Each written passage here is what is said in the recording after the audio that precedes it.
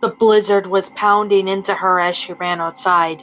She heard the ski lounge fully collapse behind her, her heart breaking at the crashing sound of her life being rendered into debris. Even as she fled, great fear for the Dwayne continued to pull her backwards, screaming to return into the mess and dig him out. But he had to still be alive. Surely he wouldn't be taken from her so quickly. She had come back. She promised her mind she wasn't coming back for him. And Gasket, too, after so many failed attempts to be the dog she was supposed to be. It was about time she did something right. Her dormant kennel was within view, just a couple more feet away. The husky was sprinted as fast as her forelegs could carry her. The exertion pumping through her body was far beyond what her muscles could do. Without warning, her radio collar activated. "Acid Everest, stay where you are." "What?" she faltered, bewildered with even it was still working. "Who is this?" "My name is Dutch. Agent Dutch to you, and I'm ordering you to stop," the voice growled. A monstrous screech emitted far behind her, spiking Everest's anxiety with alarm. The Mentagara wasn't far behind her, and it was moving quickly. "You've been extremely unpredictable in the last few hours," Dutch said, in a mild groan in his voice. "For your sake, I suggest you quit these ferratics and follow my orders." "It's after me!" Everest cried, running for her vehicle. "Of course it is. You can't just toy with such a profitable bioweapons and expect not to get bitten. Now stop running." "Wait," the husky realized. "You could see me?" As if to answer her question, two roaring military helicopters soared through the sky, zooming above her head and flying in the opposite direction. Dutch spoke again with the ships vanish into the snowy fog. "As a matter of fact, we do," he said. "We have to land outside in the infection zone. We'll be getting to you shortly, so stay put and wait." She was aghast at his words, running up to the side of her vehicle. "I'm not waiting for anything. That thing killed my friends, and I don't even know who you are." "I already told you my name," Dutch snapped through her radio. Everest leapt up the side of her kennel, climbing to the top, turning her head away from the beating icy winds. She swept a layer of frost off of the kennel's upper controls. "Maybe, but how do I know I can trust you?" Dutch answered with a rising growl, as if the dog himself was spiking his fur. "Because I'm the executive director of the Archline Foundation. You are speaking the very top of the pyramid here. There is nothing above me." Everest stopped, her paws hovering over the dormant control panel. "Archline?" "Yes, my foundation," Dutch hissed. "And you have interfered with one of our field tests. God help if you damage has come to the Mentagara, and now because of your own meddling, we're taking you in as an asset. Can't exactly let the general public get a word of our progress."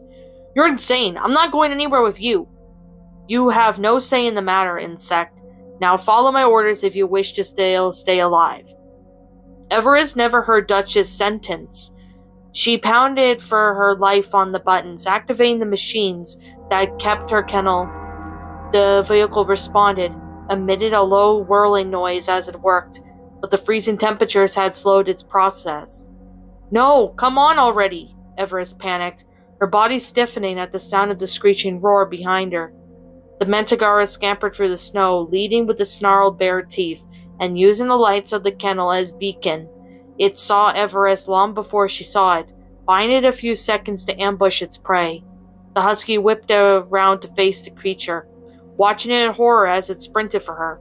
She was exposed to the top of the transport, and with the soaring adrenaline, Everest jumped to the ground, the blizzard united with her snowy fur color, granting her visibility within the storm. Leaping off from the snow, the Mentagara flew over in the air and landed on top of the kennel. Gripping its large claws on the corners with an unmatched ferocity it raked its lower arms at every single angle, leaving deep cuts into the metal of the cockpit of the vehicle. Its claws were sharpened by the metal impacts, but no blood was shed. Hissing in agitation, the creature craned its head around, scanning its blank white surroundings for any sign of its prey. Nothing visually, but she was close. Too close. It knew it. Flicking its tail in the winter air, the Mentagara crawled to the front of the den. Peering over at the front side into its doorway, Everest was huddled in the far corner of her doghouse, hastily searching through her belongings for anything that could save her in a desperate moment. She heard it snarl, and then turned around with horror at the sight of its face leering in. "Ah!" she screamed, scrambling amidst the scattered objects. The husky was completely trapped in her own home, helpless as the Manticora started climbing inside. "No, get away from me!" Everest cried with the little she had left. "Just get away!" The Manticora screeched at her misery, reaching its claws out for her.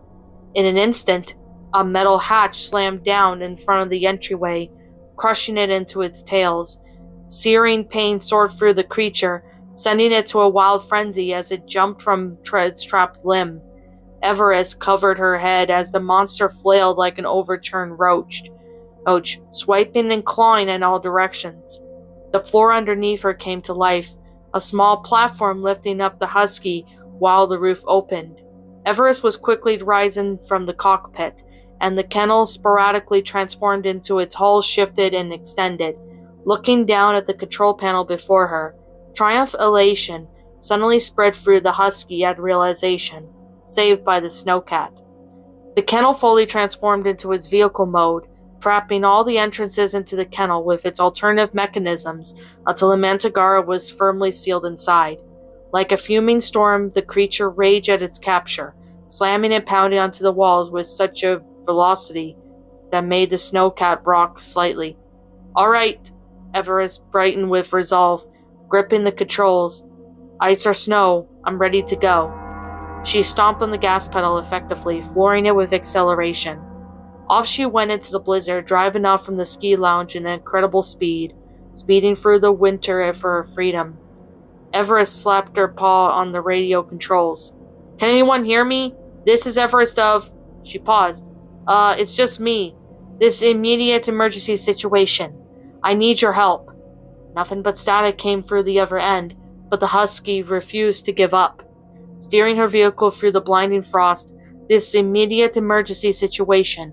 My owner is dead. If anyone can hear me, I have extremely dangerous creature trapped in my vehicle. I need the authorities. I need the military. Anyone. I need Her body was violently slammed off the wall of her cockpit as the Mantigara relentlessly tearing the snowcat with his resistance. "Dangerous animal!" Everest struggled to recollect herself, frantically tried to control her vehicle. "I don't know what it is, but it's lethal and..." Another impact from within, spiraling the drive for the split second before she can realign it. Two black helicopters descended from the fog, appearing like angels as they followed Everest like vultures. "I said, Everest, stop your vehicle," Dutch yelled through the radio. She ignored him, following her instincts to where she remembered to road to Adventure Bay to begin with. "Stop your vehicle!" The road had to be somewhere, blanketed in snow probably, but Everest knew she was coming up. Gritted determination coursed through her like adrenaline. She was ending this here and now. "Stop your vehicle or we'll do it ourselves," Dutch barked again. Swerving the snowcat to the left, she sped through the blizzard until the road sign became visible in the distance. Not long now, just a little further down the main road. Cracking pops loudly tore through the air, tearing into the black back of the snowcat, igniting its fuel line. A fiery explosion completely toppled her vehicle, throwing it from the ground to a violent crash. It rolled in the snow for a few seconds, leaving behind bits of metal debris, before it slowly stopped and crumbled, flaming heap. The helicopters flew overhead, disappearing into the blizzard. Everest woke up in the snow with blurred vision, irritating rings stuck in her ears. She blinked her eyes to see the snowcat a couple feet away, smashed onto its side and burning blackened metal. Her body stung with impact, bruised all over from where she had been thrown. "Ugh," she groaned, trying to push herself up. It took immeasurable effort to even stand. Pushing through the agonizing protest in her legs, and putting one paw in front of the other was an ordeal of its own. She limped towards the destroyed vehicle, stopping before shining the beacon that was its flaming hull. Not a single thought entered her mind as she stared into the fire, only aimless static taking up her thoughts. The traditional wheels of the snowcat were either burning into seared metal or entirely torn from the skeleton and flung away. The overall body was dented and malformed, beaten from the crash and left for the blue paint to burn away. Anything still keep inside that thing was probably being used as a kittling. Everest's ears picked up as she remembered the interior. Quickly walking around to the front of the ruins, she spotted a gruesome sight. The front panel of the snowcat was completely gone, either lost in the crash or punched out from the desperate creature trying to escape. The Mantigara had held its upper body free, appearing as if it was trying to crawl free from the wreckage, but the fires had long consumed it. Its skin suit gasket's stolen body was burned away into nothing, leaving only charred skeleton to emit smoke, to be trapped within the crashed snowcat. The creature made a desperate attempt to free itself, but the fires were not as merciful as the blizzard. The Mantigara was dead, completely burning alive as if to free itself. Everest said nothing as she saw its body, but knowing the terrible threat that had ruined her life so viciously was completely disposed of was greatly revealing. There was nothing left to do. Sighing to herself, Everest aimlessly turned away and walked into the roaring blizzard. The wind had whipped in her fur, stinging her skin with the icy needles as she moved. Her breath came out as ragged gasps, crystallized in the frigid air before dissipating into nothingness. With each passing moment, Everest's movements grew slower and more labored. Her limbs weighed down with the oppressive weight of exhaustion and cold. Every muscle screamed in protest, begging her to stop and seek shelter from the merciless storm. As the blizzard raged on, Everest's vision began to blur and fade. Obscured by the swirling clouds of snow and ice, she stumbled blindly throughout the whiteout, her senses overwhelmed by the deafening roar of the wind and bone-chilling cold that seemed to have seeped into her every soul. With each faltering step, Everest felt her strength waning, drained away by the relentless onslaught of the storm. Her body trembled uncontrollably, whacked with violent shivers as the numbness of frostbite began to creep instantaneously into her extremities. She could feel a sense of overwhelming despair washed over her, cold, suffocating embrace that threatened to drag her down into the icy depths of oblivion. She knew that she was fighting a losing battle against the elements, that her chances of survival were growing slimmer with each passing moment, until she saw them. Were they angels? Everest narrowed her eyes at the three shadows approaching her from the distance. Who? Her voice became out as raspy gasps. Who's there? These shadows came before her, walking through the blizzard until they came to a stop. They weren't angels, they were dogs. One in front was a sleek Malinois, tall and sharp with darkened fur, his fiery eyes piercing through the cold. He wore a black jacket stood up with pens and badges, and bearing all symbols Everest didn't recognize. Two dogs behind him were also dressed in military outfits, their bodies obscured by vests and masks, each one with a pup pack brandishing assault rifles. They followed behind the middle dog, wordlessly, both in perfect sync. Her life hanging by the threads, Everest fell before the Malinois' paws. Help me, she pleaded. Please! Looking down at the freezing animal, Dutch merely raised an eyebrow. Where is the Mantigara? He asked coldly. The what? The creature, he said again. Our property. Where is it at? Everest looked up at him, wearing a puzzled look. It died in the fire. I think it... Dutch immediately lifted his paw, revealing a mechanical gauntlet he was wearing. He flexed his foot with an instant, firing out the tranquilizing shot directly for the dying dog at the blank rage. Everest was helpless to resist the metal pin stuck to her neck, charging an overwhelming shock through her entire body. The husky collapsed at his mercy, rendered in completely unconsciousness. Get a team to the lounge and clean up whatever you can, Dutch hissed, turning back to one of the guards. And not a word of this comes back home. All of our investors are concerned. The Mantigara was willingly euthanized. He barked over the freezing wind. Load up this husky and take her back. I'll deal with her later. The guard bowed. Yes, executive. He then nosed his muzzle under Everest's body, picking her up into his back. With their new captive in tow, the Archline soldier transported her back to the landing site. Rolling his eyes, Dutch turned back to the second guard. Today never happened, he growled. We still have the Varrox Malls in Adventure Bay anyway. Let's hope Liberty reports in with good news. Idly walking out a few steps, he observed the distant bonfire of the burning snowcat, still shining through the blizzard. No matter what happens, we'll always control everything. Archline is invisible. He narrowed his eyes, vicious resolve filling in his veins. When one bioweapon is lost and 1,000 more will be on their way. The dark Melanoids turned around, trekking back into the landing site with the guard in tow. The Archline helicopters left hours ago, but it wouldn't be the last visit of the Archline Mountain to be seen.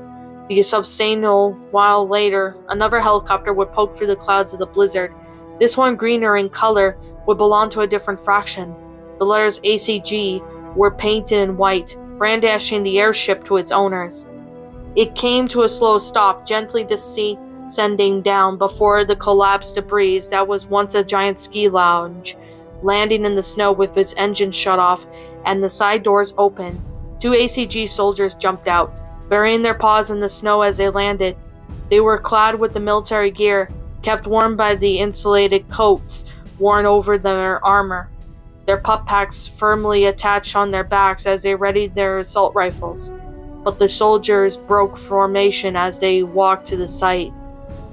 The ruins shocked both dogs with awe, leaving them standing still in the wind as they took in the tragic sight.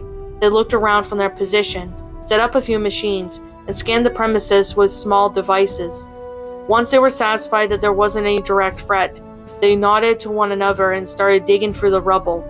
They worked for hours unearthing the lobby and taking pictures of the ice-covered hallways. They documented the blood on the floor and the sketch map out of the ceiling vents as they walked. The first one climbed down with a set of stairs into a server room, all the machines frozen over beyond repair. He walked around the narrow passageways in curiosity, but soon left the scene. The second ACG soldier dug through the north hallway, made difficult as the ice was extremely defiant against his tools. He made a sudden discovery as the frozen wall broke away, making him fall forward into what appeared to be the hallway's end, although showing signs of the excessive ice and water damage. "Hey Tesla," he spoke with a heavy print painting to his radio. "I think I found something." He tilted his head at the vending machine that had been moved, exposing a hole in the far wall that led to a secret corridor. It was then found the safe room where Jake had fallen, the dog nervously creeping along the metal floor until he entered the main room. He stopped in his tracks of what he saw, numerous bloodstains everywhere the eye could see, even clumps of gore and flesh that were frozen to the floor. The soldier gagged in his mask in sight, knowing what he'd have to do. The blizzard was coming to a peaceful end when the 2 soldiers reunited outside, the fog and winds beginning to clear from the blue sky. Gathering her findings together, they both set up a machine and typed in a contact number. It buzzed for a few seconds until another dog appeared on screen. "What is it?" the dog asked. "Captain Cyrus, sir, we have completed our investigation," said the first soldier. "Unfortunately, whatever happened there, we were too late to stop it. We found human remains in a safe room and blood belonging to both a man and a dog all over the place." Cyrus paused, thinking over the information. The only 2 who reported live there were a man named Jake and his dog Everest. "Did you find any bodies?" "We found 2, a Great Dane and a French Bulldog. Everything else was just in gory clumps." "Well, that doesn't match the 2 inhabitants. But if they're dead and you found their human remains, then it's safe to say everyone in that lounge is dead now," the captain said grimly. "Any idea of what did this to them?" "That's what we're thinking," the soldier said to his partner. "The gruesome nature of killing matches Varrox Malls. We may think it's possible it might have attacked this mountain too." Wait, I don't understand," Cyrus frowned, looking puzzled over the call. "Varrox Malls is here in Adventure Bay, when it would have been in the mountains? That doesn't make any sense." "It's the only theory we have, sir. There's no evidence of every other creature being here. It's only logical conclusion we can draw. Even though it places Varrox Malls in 2 places at once, that's physically impossible," Everest sighed, irritated by the inconsistent information. "But that's all we have, isn't it? Alright then, just close this case for now. We need more help down in Adventure Bay. This typical tropical storm is hitting us, and we may need soldiers as we can get." "Yes, sir. We'll head there now," Tesla nodded, and the call ended. 2 soldiers packed their things, wrote the final documents, and loaded to the helicopter, taking the sky like a soaring bird.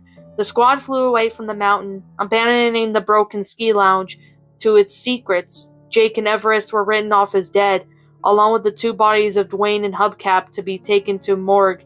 No record of anything or anyone else was ever found. The declaration of Everest's death was a shock to many that hit public news, televisions, and radios dramatically about the mountain runs that appeared in the blizzard. Dogs in the extended Paw Patrol were distraught by the news, but some of them were skeptical of the information. They couldn't shake the lingering feeling that somewhere out there Everest was still alive, fiercely being withheld to protect the vile truth of what had just occurred. With nothing left to go, the dogs sighed and held on to their hope, believing that one day their questions would be answered. But for now, life was to continue on. Citizens would continue to get up in the morning, go to work, see families. Children would still go to school and play. Dogs would still emerge outside and run along the fields. With heavy hearts, and their lives continue on, believing that truly Everest was still out there, battling to keep the light burning bright as amidst to the darkness. What's up, my pretties? It's the Lion Queen here. I want to appreciate you all for tuning into this video, and I do appreciate you guys supporting my video by giving this video likes and stuff. If you really enjoyed this video, be sure to leave a like, comment and subscribe if you're new, ring the bell for notifications to when I upload so that way you guys will get updated for whenever I upload. If you want to follow me on Twitter or DeviantArt, feel free to leave a follow on those if you are interested in following me on those socials. If you want to support my backup channel, known as Ms. Dark Shigo, feel free to subscribe to it, as a link to that will also be in the About page section. And with that being said, and that being the case, thank you so much for watching, my pretties, and as always, please stay pretty.